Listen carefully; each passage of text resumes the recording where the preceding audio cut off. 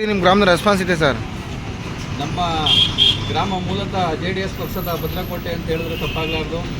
ಯಮನಹಳ್ಳಿ ಪಂಚಾಯಿತಿ ವ್ಯಾಪ್ತಿಯ ಎಲ್ಲ ಗ್ರಾಮಗಳಲ್ಲೂ JDSಗೆ ಅದರದೇ ಆದಂಥ ಒಂದು ಆತ್ಮವಿಶ್ವಾಸದ ಕಾರ್ಯಕರ್ತರ ಬಲ ತುಂಬ ಇದೆ.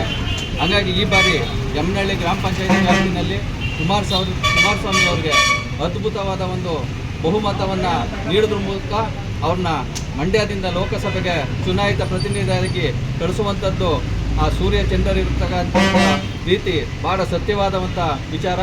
ಮತ್ತು ಕೇಂದ್ರದಲ್ಲಿ ನರೇಂದ್ರ ಮೋದಿಯವರ ಸರ್ಕಾರವನ್ನು ಬಲಪಡಿಸೋ ದಿಕ್ಕಲ್ಲಿ ಮಂಡ್ಯದಲ್ಲಿ ಕುಮಾರಣ್ಣನ ಗೆಲುವು ಭಾಳ ಅನಿವಾರ್ಯ.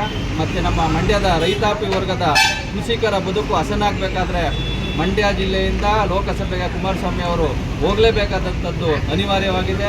ಮತ್ತು ಕಾವೇರಿ ವಿಚಾರದಲ್ಲಿ ದೇವೇಗೌಡರು ಮತ್ತು ಕುಮಾರಸ್ವಾಮಿ ಅವರು ತೆಗೆದುಕೊಂಡಂಥ ನಿಲುವುಗಳು ಮತ್ತು ಈ ಕಾವೇರಿ ಉಳಿವಿಗಾಗಿ ಅವರು ಟೊಂಕ ಕಟ್ಟಿ ನಿಂತಿರ್ತಕ್ಕಂಥ ರೀತಿಗೆ ಇವತ್ತು ಮಂಡ್ಯ ಜಿಲ್ಲೆಯಲ್ಲಿ ಅಭೂತಪೂರ್ವವಾದಂಥ ರೈತರ ಮತ್ತು ಕೃಷಿಕರ ಬೆಂಬಲ ಮತ್ತು ಮಹಿಳೆಯರ ಬೆಂಬಲ ತುಂಬ ಅದ್ಭುತವಾಗಿ ಸಿಗ್ತಾ ಇದೆ. ಹಾಗಾಗಿ ಕುಮಾರಸ್ವಾಮಿ ಅವರು 2 ಲಕ್ಷಕ್ಕೂ ಅಧಿಕ ಮತಗಳ ಅಂತರದಿಂದ ಈ ಬಾರಿಯ ಲೋಕಸಭಾ ಚುನಾವಣೆಯನ್ನು ಗೆಲ್ತಕ್ಕಂಥದ್ದು ಸದಸಿದ್ಧವಾಗಿದೆ. ತಮ್ಮ ಹೆಸರು? ಮಧುಸೂದನ್, ವಕೀಲರು, ಯಮನಹಳ್ಳಿ.